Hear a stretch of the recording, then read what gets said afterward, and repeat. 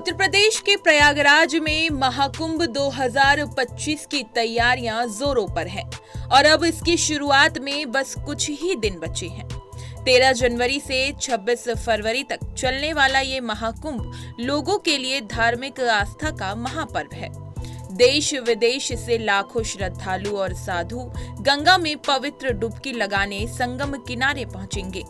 इन्हीं साधुओं के बीच एक ऐसा समुदाय भी शामिल होगा जो हमेशा से लोगों के बीच जिज्ञासा और रहस्य का केंद्र रहा है। इन्हें कहते हैं अघोरी। आइए आज जानते हैं कि आखिर कौन होते हैं ये अघोरी, उनकी साधना का केंद्र कहाँ है और उनकी परंपराओं का इतिहास क्या कहता है। पौराणिक मान्यताओं के अनुसार अघोर पंथ के प्रणेता भगवान भोलेनाथ हैं। ऐसा माना जाता है कि भगवान शिव ने अघोर पंथ की उत्पत्ति की थी। शिव शंकर के ही अवतार भगवान दत्तात्रेय को वास्तव में अघोर शास्त्र का गुरु माना जाता है। मान्यता है कि भगवान शिव, भगवान विष्णु और भगवान के अंश दत्तात्रेय भगवान ने स्थूल रूप से अवतार लिया था, इसलिए अघोरी भगवान भोलेनाथ के अनुयायी माने जाते हैं। अघोर संप्रदाय में बाबा कीनाराम की काफी मान्यता है और उनकी पूजा की जाती है। यूपी के चंदौली जिले में बाबा कीनाराम का जन्म साल 1601 ईस्वी में हुआ था। बताया जाता है कि वो बचपन से ही विरक्ति वाले स्वभाव के थे। एक बार घूमते घूमते वो वर्तमान बलिया जिले के कारो गांव के पास कामेश्वर धाम पहुंच गए। वहां उन्होंने रामानुजी संप्रदाय के संत शिवराम को गुरु बनाया। इसके बाद बाबा कीनाराम आगे चल दिए।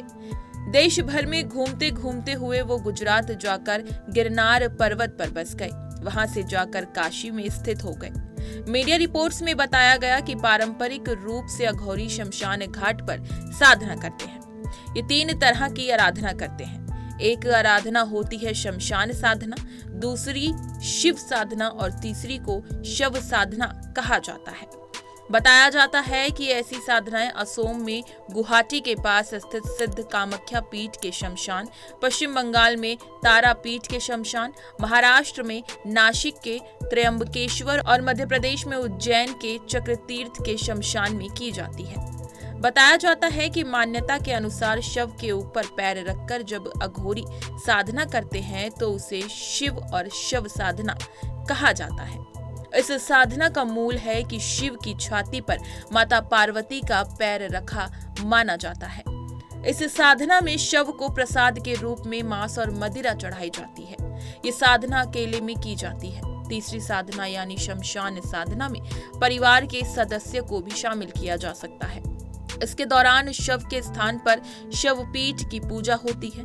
इस जगह पर साधना के दौरान प्रसाद के रूप में मांस मदिरा की जगह पर मावा चढ़ाया जाता है। आमतौर पर मान्यता है कि अघोरी स्वभाव में रूखे होते हैं। आम लोगों को भले ही ये ऊपर से रूखे दिखते हैं, लेकिन इनके मन में हमेशा जन कल्याण की ही भावना रहती है। बताया जाता है यदि कोई अघोरी किसी इंसान पर खुश हो जाते हैं तो अपनी सिद्धि के जरिए शुभ फल देने में भी कभी पीछे नहीं हटते। यही नहीं, अपनी तांत्रिक क्रियाओं के रहस्य भी उस इंसान के सामने उजागर कर सकते हैं और उसे तंत्र क्रिया भी सिखा सकते हैं। हालांकि इनके गुस्से से बचने की सलाह दी जाती रही है। बाबा कीनाराम और काशी नरेश की एक कथा बहुत प्रसिद्ध है। बताया जाता है कि एक बार बाबा कीनाराम के आश्रम से होकर अपने हाथी पर सवार काशी नरेश निकल रहे थे। उन्होंने बाबा कीनाराम को अघोरी वेश में देखा तो उपेक्षा भरी नजर थी।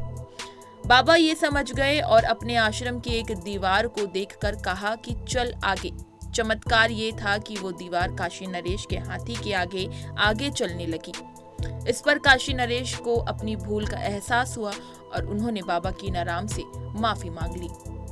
इसी तरह की तमाम खबरें और लेटेस्ट अपडेट्स के लिए बने रहिए हमारे साथ और देखते रहिए punjabkesari.com।